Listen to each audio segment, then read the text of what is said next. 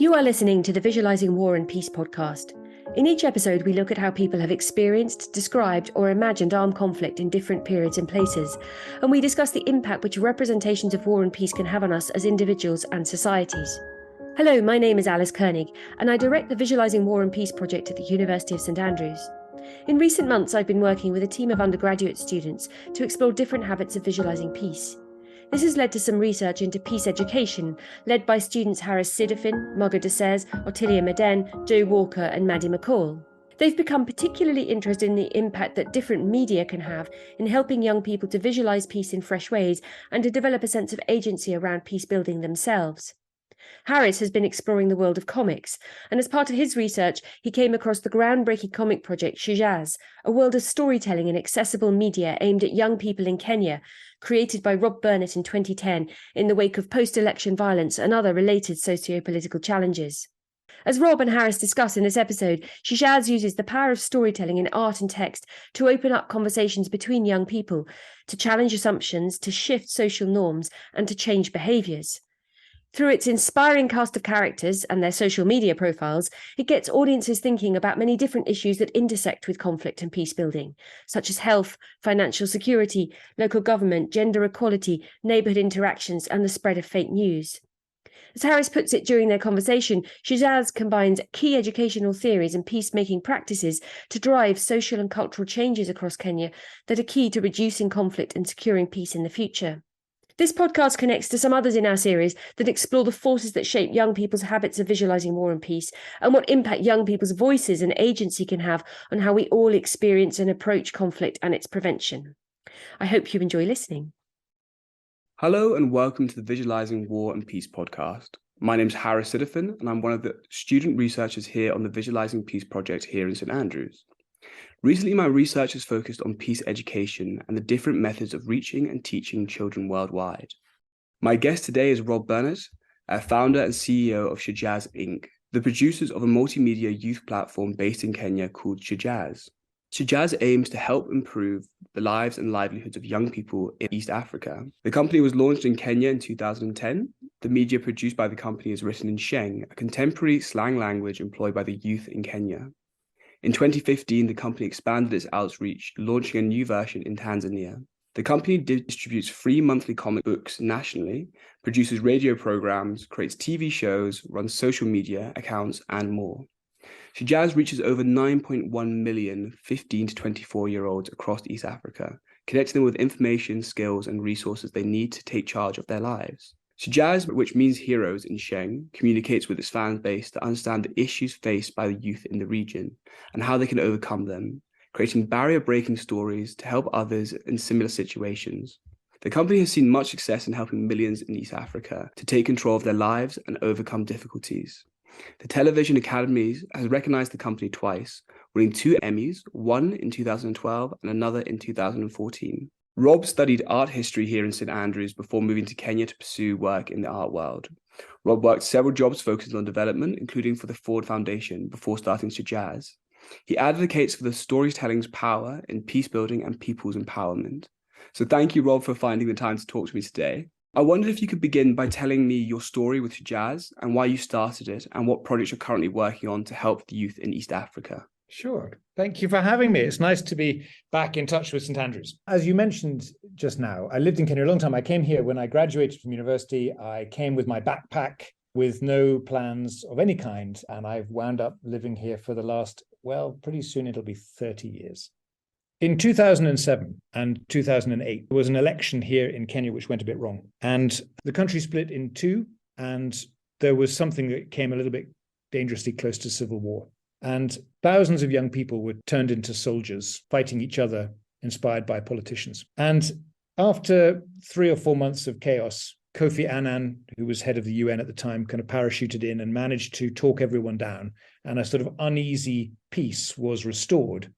And a number of politicians got what they wanted. And a very large number of young people were left exactly where they started. Nothing for them. And it seemed to me at the time that there was a bit of a missed opportunity, that there were millions of young people with energy and hope and ambition and excitement who just wanted a chance to do good things, who wanted an opportunity to make their lives better.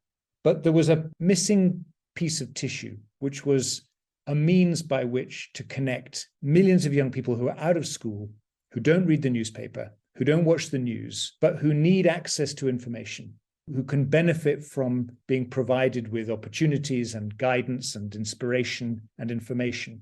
But there was no means at the time to make that connection happen. So after the dust settled, after what they now call post-election violence, when that fell behind us, I started thinking about what could be done in that space. How could we create a mechanism to connect those millions of young people with ideas and opportunities? And so beginning and then soon after with a growing team of young people, we decided to do it with a story. And I think now we know that we do it with a brand. We can create a story, a piece of media, and now it's lots of pieces of media that will get young people's attention. And that by creating accessible, popular media, and by making it very widely available, we can get millions of young people to walk towards us, to lean in, to engage in a conversation with us because we've made an offer to them by giving them an exciting piece of media. And by these means, we're able to get millions of people to pay attention to topics and ideas that they might otherwise never have stopped to think about. But through a combination of great storytelling and accessible media on their terms, all based on research and insight and data, we've been able to create this brand, this stream of media, which captures the attention of millions and millions of young people. And along the way, we've been able to share some really important ideas, some opportunities, and ultimately some social norms that have added considerable value to the lives of young people in this part of the world. So that was the motive. It was that terrible post-election violence period and that sense that there was something needed, that young people needed access to ideas that they couldn't get to, and that we could be a bridge between ideas and millions and millions of ambitious, hopeful, hungry young people. That's where we started out. So today, 11, 12 years later, we work on some big themes. So there are sort of three consistent things that we've been focusing on for a while and we'll continue to work on in 2023. So one of them is, we call it financial fitness. Can we help people find the money they need and find the ideas they need to secure their livelihoods?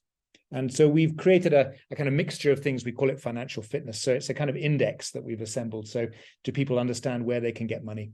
Do they have ideas about what opportunities might be useful to them? Do they know how to save? Do they know how to earn? Are they conscious about what to do with the little money that they have? Do they have a kind of plan for the future? And we compile that into an index. We call it financial fitness. And it's something that we can measure to say, are we helping young people with that? So financial fitness is one piece. It's all about the ability to control your life and your livelihood. The second piece is health. So we're really interested in making sure that people are able to function because they aren't unwell, they're not sick. We work on some big things. So HIV is one. Another one is reproductive health. If you have a baby as a teenager, it can very quickly stop you from achieving your hopes and your ambitions. So reproductive health, access to contraception is a big one for us. And then the third big pillar is something we call community. So that's about governance, that's about networks, that's about knowing your neighbors. It's about being able to understand the system that affects you. It's about being able to influence local events, local politics. It's participating in the election. We had a general election here in August. It's about knowing that you are a citizen with rights and duties and that you know how to exercise those things. So hopefully strengthening the kind of fabric of society, which underpins democracy and also holds together a kind of peaceful nation. So those are our three big verticals. And then within that, we do lots of things. So we've been just talking this week about some new innovations in agriculture, which would fit in our financial fitness piece. We're thinking about how do we help young people access counseling, digital counseling when they have relationship or reproductive health crisis. That's another piece of work we're doing. And we've just been winding up a project around the general election, where we were doing a huge piece of work on helping young people participate in peaceful elections. And in fact, tomorrow we're meeting with the United Nations here to wind up a 6-month project where we were doing huge work there to try and make sure that young people, even young people who were too young to vote, that they still had a sense of how they could influence a peaceful election outcome, with a lot of concern this year that the election might turn into another flashpoint of violence, but it didn't. So we're pretty happy with that outcome. So those are some sort of live projects that we're working on. So interesting, and so many different things to unpick from that. But I think the first thing I kind of want to sort of touch on is, who are these characters that you've sort of developed and that the sort of youth of Kenya and Tanzania rally around, and how did you develop them, and how do you keep all these people engaged with you? Because I know something that's difficult to keep students engaged with their lectures, let alone with media telling them how to live their lives, and sort of, how did that sort of develop, and who are these characters? Yeah, so when we started, we had a fairly sort of simple idea that we would create like a soap opera. And I think there's been plenty of examples from Europe and elsewhere about how soap opera is good at providing kind of very gentle education. So the famous example in Britain since the end of World War II has been The Archers, which is a radio show that I think still plays on Radio 4 probably in Britain. And The Archers is the sort of fictional story about a rural community in England. And I understand that when it was launched after World War II, it was intended to help educate soldiers who had returned from the war and maybe had forgotten how to farm. And so if the stories were about, oh, it's time to plant the potatoes, and oh my goodness, the winter's coming, we've got to do this and that in the fields, then it was a way of educating people and making sure that everybody was doing the right things at the right time. And so it was a drama, but with an educational subtext. So the kind of theory behind Shujaaz was pretty well established. We weren't breaking any rules there. But what perhaps was new was our delivery method. And so we set out very much from the beginning to think about working with comic books and comic books at scale. The reason that they were fit for purpose here in Kenya is, of course, at the time, less than half of the population had access to a television. Most young people, didn't at that time have smartphones. I mean, even now, it's not the majority who have access to a smartphone. So comic book seemed to be a very, very appropriate piece of technology. And I used to wave them around saying this is ICT, and it was a paper comic book, but it was a very good fit. It continues to be a very good fit for our audience. You don't need any electricity to access it. It lies around for years. You can pass it to your friends. You can engage with it over and over again. And so we made a comic book world, but of course, it's got to be a fun story, right? Because we're expecting people to voluntarily give their time to engage with our media. So it has to be fun. And so there's a story that's baked into the Shujaaz, we call it the story world, which is actually still running, although it's evolved a long way, but it's still running all these years later. And our story at the beginning was the story of a young school leaver, a young man, finds himself facing all these uncertainties, all the challenges that were typical of our audience, but he's got a secret. And his secret is that he has built a radio station in his bedroom at home. And he's able to go on air on his radio station, and he's able to broadcast a radio show, which is basically a call out to young people to step up. Don't wait. Good things are not happening on their own. It's up to us, the young people of Kenya, to make things happen.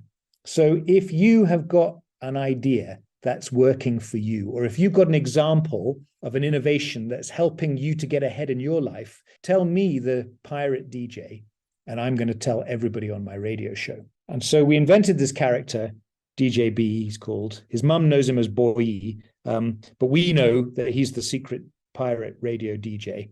And then he's got a number of followers, listeners to his show, who represent our other big target groups for Shujaaz. So there's the girl, Maria Kim, who lives in the urban slum, and she's 17 years old. She goes to secondary school. She's an orphan, but she's responsible for bringing up her kid brother, Brio. She goes to a mixed day secondary school in the community, and she's a very hardworking and determined young person. She's beautiful. Everybody wants her, but she's sort of manages to keep all her suitors at arm's length because she's got plans for the future. And then there's a young man called Charlie Pele, who's soccer crazy. He's about 14. He lives in the rural areas. We don't exactly know where. He's got a terrible dad who's a kind of unreformed, kind of tribalist, conventional guy, believes in witchcraft, brings all kinds of trouble. He just wants to play football and get ahead, share good ideas. And he's got a girl from across the way, his neighbor, Rosie, who he has a sort of platonic friendship with, and they trip off to school and have adventures. So that's kind of aimed at our younger segment, our younger rural boy segment. And then we've got a girl from the coast called Malkia. Her mum is a kind of local bureaucrat, cuts corners all the time, sort of neglects her. Malkia's got a lot of attitude. She goes to secondary school. She's about 15. And she loves her grandma, where she goes in the village up country and she learns all these cool ideas from grandma, kind of drawing on nostalgia and tradition. So each of these characters has adventures. They're learning stuff, and we're able to place adventures and ideas and opportunities and challenges into their stories each month. And then those stories play out in the comic book, and they play out on social media. So each of those characters has a social media account or several social media accounts. DJB, the main guy, has got 1 million followers on Facebook and huge numbers across social channels. And so we're able to keep a conversation going with our fans based on the stories which come up in the comic book. Based on the adventures, we can reinvent them all the time and keep them topical. We can do TV, we can do animations, we can do live events. And I think over time, those characters have become immensely popular and very, very well known, both in Kenya and in Tanzania, where they also exist, although the names are different. We had to change the names there in order to make sure that the social media accounts didn't get confused with one another. But they've developed a huge following. People want to believe in them. They're enormously well known and popular. And we constantly kind of tweak their adventures and make sure that they're contemporary and current, and they feel exciting and full of purpose. We don't pull our punches. It's not a sort of saccharine world. There's evil, there's death, there's danger, there's crime, and there's love, and there's sex, and there's romance. And so it's aimed at an audience of 15 to 24-year-olds.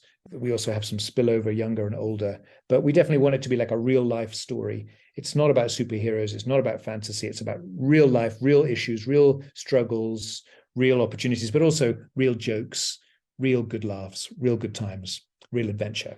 And then we make it very easy for people to connect with it. So we give away the comic books.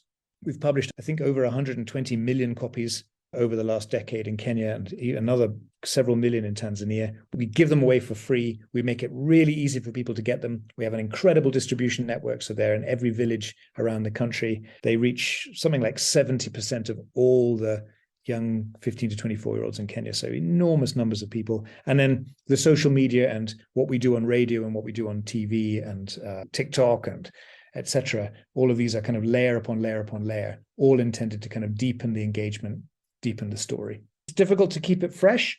We've got a team of young people who make the media. I certainly don't make it. I think I wrote the first few stories way back at the beginning, but now they're written by a team of creatives and social media experts. And alongside all the media that we make, we've got a team of people measuring everything and tracking it and tracking the impact and helping us to be confident that the media is reaching the target, that the ideas that we're trying to spread are landing, that people are reacting in the way that we hoped, and are making sure that we're sort of tweaking the recipe that we're using all the time to keep it current and keep it on message. And in the end, helping us to prove that there was a result, that the media that we made caused an effect, that we can determine, that we can prove, and that we can also claim that it was us. And indeed, that's how we fund all of this, is by working with big development partners, government institutions, big brands who want to try and communicate at this very, very big scale. But also, what they're buying from us is basically a campaign that we can prove has delivered an effect and has delivered value that creates ultimately social and economic benefits for the country. It's absolutely fantastic as well in terms of your ability to extend your outreach in terms of using multimedia, having it written in different languages, because it's written in Sheng, which is the sort of slang youth language, is it not? Yeah, and I think we're pretty agnostic about language. We just want people to understand. We want to hold this story as close to the audience as we can get, so they feel it's their story. In fact, the only controversy that we've, maybe a few times, we've had a few sort of sparks, but most common complaint we have is from teachers of English language and teachers of Kiswahili language who think that we're doing a rotten job by encouraging young people to speak this slang. And of course, our reaction is, well, we're not in the language education business. That would be another project. And our objective is to try and be invisible and to try and make sure that our characters, the stories that we create, land with our audience as if they really belong there. For that to work, we have to be as authentic as we can. And language is extremely important for that authenticity. So we spend a lot of time thinking about language and trying to get as close as we can to kind of current. And of course, Sheng, like all slangs, is really fast moving. It's constantly changing and evolving. So we're running pretty fast just to keep up with the latest trends, and sometimes breaking words and inspiring people to use words in new ways. That's something we've had lots of fun with in the past. No, absolutely. And again, I think it's that sort of thing I was alluding to earlier about the difficulty of engaging youth about, why would I want to be educated, or why would I want to sort of sit in a classroom? And it's, the thing that you're doing is producing something that's almost a bit rebellious, reading a comic book or listening to something that's maybe not as PC as you would learn in the classroom. And I think it's a really great way of engaging people.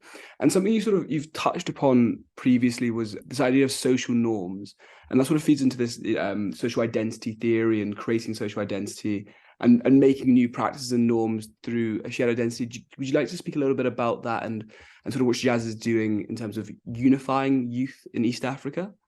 So along the way, when we started out, we just believed it would work, right? We just knew good storytelling is really powerful. And if a story is told well, people will lean in and they'll listen closely. And they'll listen with their hearts, not just their minds. So we're very keen to point out that what we do is not education. There may be some educational benefits, but we at no point frame what we do as education. We don't call people to a classroom. We don't preach. We don't lecture. We can't. And actually remembering that is what keeps our media fresh, because people voluntarily give us their attention. And so if we lose them, if we bore them, or if we preach at them, we lose them. And that's a good challenge for us. It's got to be fun, first and foremost. So when we started out, we just believed it would work.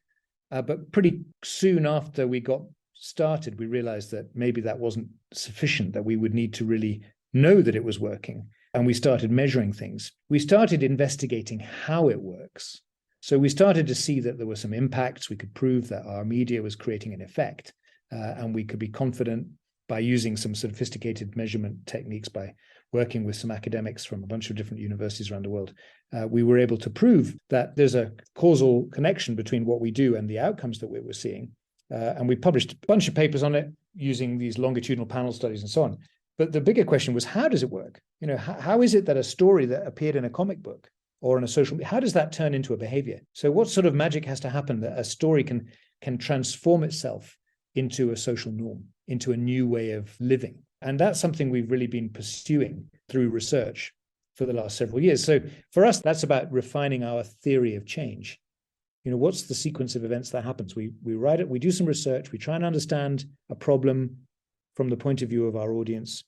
We sit down, we create a strategy, we write a bunch of stories, we create some social media posts, we draw some comic books, and we distribute them far and wide. And then we wait and see, does that cause change to happen? How does change materialize out of that? How does a behavior spread from a story? And so we've sort of mapped it, and it's a work in progress, I think. We've written about 7 or 8 different theories of change, because as we've learned more and we've researched more, we've gone back and revised what we were thinking. But now I think there's a sort of pathway that we're pretty clear about, that if we create authentic, consistent, trustworthy stories in which people recognize themselves, and if we distribute them at scale, far and wide, make it really easy for people to access them, then we'll develop an audience. And in the stories, what we really want to happen is we want people to talk to each other. We want to inspire a conversation, because it's through a discussion that people start to reevaluate their assumptions and to rethink about how they would engage with a similar dilemma or a similar opportunity. So a lot of our stories are gently nudging people to have a conversation. If possible, join us on our Facebook page. That would be a great place to have a conversation. But even if you don't have that, just talk to your friends about it. Can we get people to talk and to question some of their assumptions? And we can do that by creating these very authentic, accessible, familiar role models. So by returning to the same characters in our stories year after year, we've made them very, very well known. And it turns out trusted. They've been consistent. They've been there. People know them. And so when people see DJB behaving in a certain way, or Maria Kim sharing her point of view about a potentially complex or controversial issue, then essentially we're seeding a new social norm. Because at the heart of social change is this idea, people like me do things like this, that as social humans, as social creatures, humans are looking to belong to social groups. And we tend to behave in the way that we see our desired social group behaving. So as we go through life, we're looking out for social groups and networks that we aspire to, that we would love to be part of. And we observe the behaviors in that group, and we mimic those behaviors as a way to become a member of the group. So this is social learning theory and social identity theory. So as we create role models in our media, and we document people who've written in to say, oh, I thought that was great, DJB, I'm going to do the same thing. What we're really doing is we're establishing new identities. And we're saying, essentially, we're saying to our audience, you might have thought that the world looked like this, and that your role in it was A. But we're here to show you that there's another way that the world is organized, and that there are some other young people like you who have figured out something that maybe you have not yet considered. And here we are to share with you a different way of thinking about this problem that actually releases unexpected opportunities. And we invite you to join that group. And what we can see happening is young people observe these stories, they start to recognize these new identities, and then at some point, they assign that identity to themselves. And the place where we've seen it most clearly is when a young person over time starts off by being a reader of our comic books. By tracking people over years in a longitudinal study, we can show that as they become more familiar with the storylines in the comic books, they start to recognize new social norms. They recognize that there are alternative ways of thinking and living. And then, if we're lucky, we get them to join our Facebook group, the Facebook page belonging to DJB, for example. And what we can see is that the act of joining the Facebook group, or to the act of following one of our characters on Instagram, changes the way they think about themselves. And so they go from being an observer of a social norm to becoming somehow a member of that new identity. And we can show how the act of joining a new group seems to be the act of assigning a new identity, acquiring a new self-image, a new self-story. And together with that new identity come bundled a set of behaviors. And those behaviors, when they are adopted, constitute that behavior change as people acquire and start to live a new social norm. So we've been able to observe that in a number of different cases where we've been following a campaign, a storyline for a few years probably. A lot of the most detailed research we've done has been focused on persuading teenagers to use contraception when they are not yet ready to have a child. And we can really show how acquiring that self-identity triggers an adoption of contraception use. So it's something we think about a lot now, this notion of how we can sort of shine a light onto a new set of behaviors. And we don't fake them. We find young people who are doing it, and we find them and we ask them to come and tell their stories. And we either dramatize those stories as a comic book, or sometimes we'll just put them into our social media and say, well, here's somebody, she's made these decisions and she's going to tell us how her life is going. And we don't need to use fake stories. And in fact, fake stories are a big mistake. We find true stories and we just celebrate them. And essentially we make the offer to our audience. You can be like her. You can be like him. There's no barrier. She's not a rich kid. She didn't come from the posh side of town. She's just a young person like you. And yet, look how her life seems to be heading in the right direction. Why don't you join her? And by those means, we see these accelerating transitions into new behaviors, and then a sort of snowball effect of benefits, very often, which accrue quite rapidly as young people start to make new choices and new decisions for themselves because they've acquired that new sense of who they are. It's a sort of magic, actually. Thank you so much for that answer, Rob. I was just wondering, could you sort of take me through some of the success metrics that you've had with youth in East Africa in terms of what impact that Shujaaz has had from these studies that you've done? Yeah, certainly. As I mentioned, we started thinking quite a long time ago about getting young people to use contraception. How do you persuade young people to use contraception? It's a really complicated topic. There's loads of social stigma and there's embarrassment. It's an awkward conversation. There's a difficult social norm. People don't find that an easy topic to discuss. There's an issue of young women particularly don't have agency to raise the issue with their partners. It's just tricky. But also, it turns out that there's not much obviously good stuff you can say about contraception in its own terms, right? It costs you money, it's awkward, it's embarrassing, it interrupts what might otherwise be an exciting moment.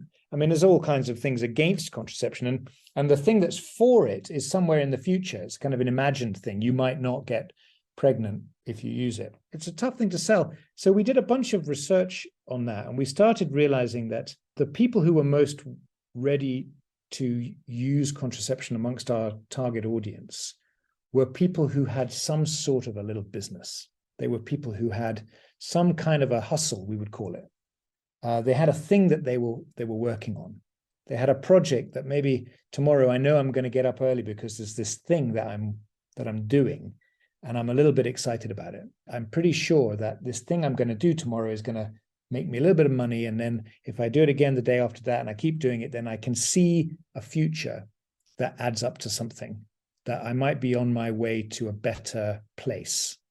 And it turns out that the people who have that mindset are all using contraception if they're in a relationship, because they're saying, well, I've got this thing that's going pretty well. I'm not going to mess it up now. Because we established early on that the knowledge of contraception, the access to contraception, both of those things are very high. So it's the usage is the problem. And so really what we had to focus on wasn't the contraception piece, it was the motivation piece. Because it turned out that people who are motivated use it. People who have a plan use it. People who've got a little business use it. So a few years ago, we sort of pivoted our strategy in that direction. And we said, let's stop talking about contraception. Let's start talking about little businesses. Let's start finding young people who've started a little business, who've got a thing they're doing. Actually, there was a great story. There was a young woman who wrote to us, who wrote to the DJ, sent him a text and saying, thanks, DJB, for that story you were telling about business. My business has tripled since I started following your advice. And we saw that text message come in and we thought that sounded pretty exciting. So we called the girl back and we interviewed her, and she explained her story. She said that she was a young woman, she's 21. She had moved from a village in Western Kenya on the border with Uganda. She'd moved to Nairobi, and that's a difficult thing to do if you're young because you lose your friends and your family, you leave those ties behind. You're a little bit exposed, a bit risky. You don't get the protection of your family network. So she was really having to figure stuff out. And the business that she had initially started when she arrived in Nairobi was selling hard-boiled eggs to construction workers. And she said that her average sale was about 24 eggs, like one big tray of eggs per day. She was walking around selling them to construction workers as lunch. Then she paid some attention to a storyline that we'd been putting in Shujaaz. We'd been doing this whole feature on little businesses. And she realized that if she made like a little pickle out of tomatoes and onions and chili, we call that kachumbari here. She made that and offered it together with the eggs, very marginal cost to her, but she tripled her sales of eggs. Everybody wanted the combination, eggs and pickle. And she went from one tray of eggs to 3 trays of eggs. So it was a great story, right? Because it's so accessible. It's like a micro business. Anyone could do it. There she is, this great girl from the village is telling you this story. And then at the end of the interview that we did with her, the interviewer from the team said, hey, do you have a family? Do you have a baby? You got any plans? She said, what, a baby now? When I've got this thing that I'm doing? She said, no way. She goes, I'm bulletproof. And it turned out that line, I'm bulletproof, was like the most persuasive line we've ever had. Her story, she didn't need to say, oh, I use an injectable. I go every 3 weeks to get away. No, she just said, I'm bulletproof. And it turns out that our audience, they all know perfectly well what that means. The main point of her story was that who she was this young girl. She was living a difficult life, but she was making progress. So we told her story in the media, in the comic book. We interviewed her, we put her on the radio, we had a social media kind of hangout. You could send her your questions. We photographed her story, like we put her in like a mixed media story, put it in the comic book. We published like 500,000 copies of that comic book. put it all over the country. And then the following week, we found another one and another one and another one. And then we started measuring the effects. And what we discovered was that young people who were following those stories on our Facebook pages were earning 44% more money than the average young person in Kenya. We weren't actually trying to measure the money. We were trying to measure the impact on reproductive health. But what we got was this spike in income. So actually the real number, the hard number, was that they were earning $21.30 more per month than young people who were not in the Shujaaz audience. So after you factored out all of the other age and wealth and education and location and all those other variables in this multivariate regression analysis, you could say that the one factor that made the difference was exposure to Shujaaz media. So that the young people who were following the story most intently, they were reading the comic and they were in the Facebook groups, they were enjoying an income increase by $20.30 per month, which might sound like a tiny amount, but it's actually a big amount for young people in Kenya. And actually, when you added it all up, it comes to like $128 million a year, if you spread that across the groups in the social media pages. So suddenly, it's a big return. And it wasn't even the return we were looking for, because actually we were trying to get a return on contraception use. And indeed, we could see that too. So I think there's been something like a 44% increase in contraception use among members of our audience. And then we saw a couple of other things which we didn't expect. We were able to see in the same research that young people in our audience were less likely to get married as teenagers, like something like 3.7 times less likely to be married as a teenager. It wasn't something we were aiming at. We didn't have a storyline about getting married. But of course, it turns out if you don't have a baby as a teenager, you're probably less likely to get married. A lot of those early marriages are because young people get pregnant early. And indeed, there was a huge corresponding decline in teenage pregnancy, something like 3 times less likely to have a baby as a teenager if you were in our audience. And then there's some other stuff about the likelihood that you stayed in school for longer. I think on average, those same audience members about a year longer in school. All of these things associated with people following the story, and us being able to compare, or at least the academics we're working with, being able to compare lookalike people, young people who do not follow Shujaaz with similar young people who do follow Shujaaz, and to get this very, very strong correlation between exposure and impact. So those are the kinds of studies we've been doing, and those are the kind of numbers we get. And because the scale of the reach is so big, 60, 70% of all the young people in Kenya following the story, millions and millions and millions of people in the audience. So these small incremental changes, or sometimes quite significant incremental changes, start adding up to big effects that we've been able to document. And we've, together with some of the academics we've worked with, we've published a bunch of papers where we've shown how we've done these studies. That's just incredible in terms of results and impact that you're having. And it just goes to show the sort of power of storytelling in changing people's lives. But I think, something that's quite important to consider is the flip side of that. I mean, you have this amazing company which is able to reach millions of young people across East Africa. How do you sort of stay away from being too politically pointed, or do you have factors where you're worried about maybe people utilizing your media in the wrong way, potentially cause harm to sort of development and peace? Yeah, I mean, that's something we think about a lot. We are quite aware of our influence, and we think about, therefore, the risks associated with us getting it wrong and associated with us misleading people and slightly, playing God and trying to avoid that is something we think about a lot. And so it gets even more nerve-wracking when the elections come in Kenya and suddenly the phone starts ringing and it's politicians and people in government who would love us to come out and back them, particularly around the elections that we've just had this last August. That's been quite a significant pressure that we find ourselves under, as I said, with political candidates trying to influence us. But obviously our policy has always been to say absolutely no, we don't do politics. We do governance. We did a lot of civic education. How's the vote going to work? And what can you do as a young person to ensure peace? And how do you know if leaders are telling the truth? That kind of stuff. And we work with people like the United Nations on that. But we absolutely take a neutral stance politically. And I think that's just, for us, that's kind of self-preservation. We don't want to get into those debates. And indeed, when we started responding to that post-election crisis in 2008, it was very much on our minds then to say, well, how do we create a new tribe that isn't ethnic? It's a tribe which is about we, the young people, we, the youth.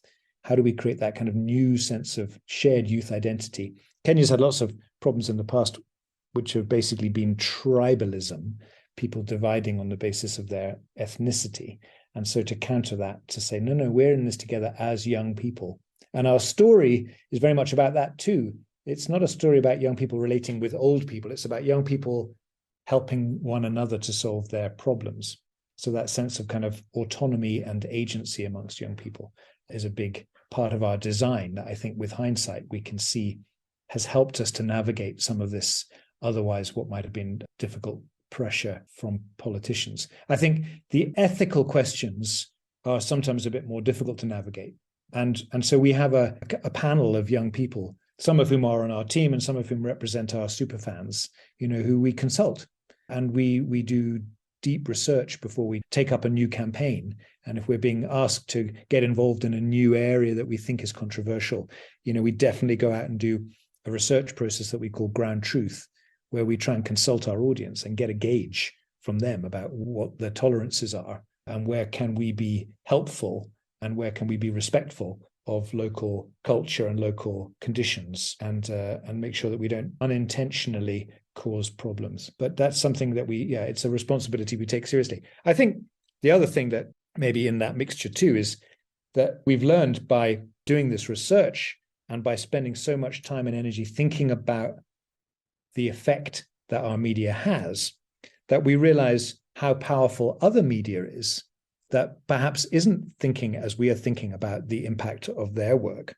And when you start thinking about the influence, therefore, of fake news and propaganda and, even just violence on our screens, and you realize that these stories that are being put out into the world purely as entertainment or sometimes as malicious misinformation, they have massive power too, and they go unchecked, just as we do. And their agenda is sometimes malign, and we would at least like to think that ours is on the side of progress and development. But it makes you realize just how powerful the media is and how many forces there are out there harnessing this power for sometimes very evil and illicit goals that they can get away with because there isn't a mechanism really to rein them in at this point, which is a kind of sobering thought. And each time we do a new study where we realize how effective our media is being, we sort of stop and think, how effective is some of the kind of evil forces that are harnessing these same channels are being probably even more powerful than we are, even more effective. In this region, for example, it's clear that Al-Shabaab, which is the terrorist organization based largely out of Somalia, that Al-Shabaab is absolutely brilliant at harnessing the same sorts of tools that we're harnessing. But in their case, it's to recruit young people to become kind of warriors and suicide bombers and terrorists. And it's about causing dissent in communities that are highly vulnerable, where people are facing extreme difficulties. And that Al-Shabaab are masterful in their use of social media to create division and to seed hatred and fear. And they're using all the same techniques that we're using. It's a sort of sobering thought to know how many players there are out there who are doing just what we're doing, but they haven't shown their cards. No, it's so interesting to think about what you're doing as being a battle of storytelling to sort of win over the youth and against, these evil forces. And it's just absolutely fascinating. And just on that, I mean, Kenya's seen relative stability and peacefulness throughout its existence as a country compared to some of its neighbours, as you mentioned, Somalia, the Ethiopian civil war. It looks like it's just might have drawn to an end with the peace talks at the moment. What do you think is the sort of difference between Kenya and the sort of these other nations which have less successful and peaceful existence since their conception? I think Kenya has had a different sort of economic history over the last half century or so. Kenya obviously had a resistance movement that was extremely violent and divisive. And in the 1950s, the Mau Mau, into the 50s and the beginning of the 60s, that is a sort of extremely ugly part of British colonial history that isn't, I think, widely discussed, and that sort of accelerated Kenya's movement to independence. But following independence, Kenya has enjoyed an incredibly stable and prosperous 60, 70 years. Kenya was independent since 1963. And some of the countries around Kenya have not had that same stability. We haven't had an evil dictator as a lot of East African countries have had. We've had economic prosperity from the earliest days. President Kenyatta, who was the founding president of Kenya in the 60s, he embraced kind of cultural and ethnic diversity. He encouraged the settlers, whether they were Asians or Europeans. He encouraged those who wanted to remain in Kenya after independence to stay, they continue to own their businesses. So there wasn't a kind of clearance that happened, for example, in Tanzania, where when Nyerere became the president of Tanzania, there was definitely a kind of cleaning of the house, and it became a kind of Tanzanian Swahili state. Of course, in Uganda, there's been a history of kind of poor leadership, Idi Amin, of course, being the most famous, and a series of civil wars. So Somalia has had an equally sort of checkered history, particularly since the 90s. And Ethiopia too, a series of kind of quite oppressive leaders leading to where we are today. So Kenya's economic and social integration and stability made it a kind of beacon in East Africa. And those 60, 70 years of progressive social and economic policies, ever more progressive as we're seeing today, and consistent economic growth, even in periods when Europe and the West have been in recession, Kenya has been a kind of steadily growing economy pretty consistently for half a century. And I think that's made it a good place to be. The benefits are apparent. Now, that is not to say that Kenya doesn't have some significant challenges. I think the future is filled with problems, but they're probably not the same problems that Ethiopia and Somalia have got. So a rising population, a growing population, I think climate change is acutely felt here. So even though it's something that people in the West are talking about, people in Kenya are already starving and struggling because of the drought that's currently gripping most of the country. Countries like Kenya, which are already highly marginal to extremes of climate, are the first ones to feel the effects of global climate change. So climate change is a huge challenge on the horizon here. And it's beyond the power of storytelling alone to, I think, address that. So there are plenty of challenges ahead for Kenya, but they are perhaps not quite as acute and complex as those facing Somalia and Ethiopia and so on. Absolutely. Thank you so much for that. And just sort of one sort of final question, thinking about the future. What does the future hold for Shujaaz and yourself? What are your future projects, and where eventually would you like to see Shujaaz end up? What's the sort of end goal for you? We're continuing to grow. I mean, it sounds amazing that we're already pretty big, but our focus for the next couple of years is going to be on a big new project, actually, to see whether we can address gender inequality in Kenya. We think that our media and our track record and our theory of change position us well to make a significant change in the way that young women and young men interact in Kenya. And that we think that we can target gender inequality in a kind of intersectional, cross-cutting way as a new target, a new focus in the next 5 years. So actually, we're working right now on this project, and we're in partnership with some other organizations, including MTV, who are Paramount team out of London, and some other organizations here, to say, imagine if we could really focus on the social norms around gender equality. And we could hold a set of stories, evolving stories for the next 5 years, actually, between the election which just happened and the next elections 5 years from now. Could we think about 23 million young people to think differently about the way that young men and women interrelate and about their roles in society? And we think that we could focus on that topic embedded into the other issues that we're focusing on in a really concerted way. And if we work hand in hand with some other big partners, both in the media space and in other sectors, education, politics, religion, and so on, then we might be able to make a permanent change in gender equality and gender relations, basically a permanent change in social norms. So we've developed a project focused on that. And alongside that, a big parcel of research to try and understand what's happening and whether it works and how we can create a blueprint, really, that might apply in other contexts. So using Kenya as a kind of test bed with a view to building a set of tools that we can then bring to other countries, other societies around the world. And that will be our kind of scale up, I guess, if we get a chance to do that. So that's a sort of sneak preview of where our energy is going right now. And we'll see. It's looking promising. It looks like we might be able to achieve some of that. And if so, that'll be something that we start launching in 2023. So building out in a sort of unprecedented scale here, and then immediately starting to think about how we could apply the same model in some other places where we think the same conditions apply. We're doing some other experiments with data and matching people to jobs.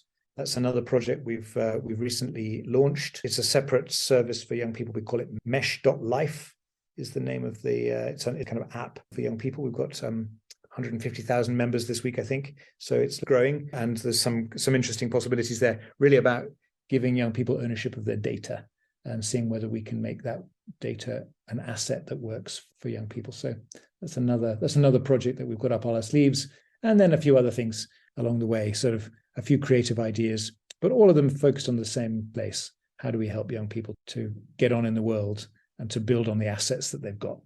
We say in our mission that we break down the barriers that prevent young people from taking control of the future. And so we're going to continue to work on that. That's absolutely brilliant. I can't wait to see how those projects turn out. I'm sure you do very, very well indeed. Rob, thank you so much for taking the time to sit down and chat with me today. If anyone's interested in seeing the work that Rob and his company do, you can find them on the internet at Shujaaz Inc. They're on Facebook, they're everywhere. I really highly recommend you go and check them out. And it's a real pleasure again, Rob, to sort of have someone who's sort of integrating the divide between peace practitioner work and also the theory and education behind it, because it's something that's sometimes divided, but you're taking all this data, all this research, and utilizing it for real good. So thank you so much for speaking to me today. As I said, can't wait to see what you do in the future. I'm going to jump back in now to say a big thank you also from me to Rob for taking the time to tell us all about Shujaaz, and also to Harris for his excellent hosting.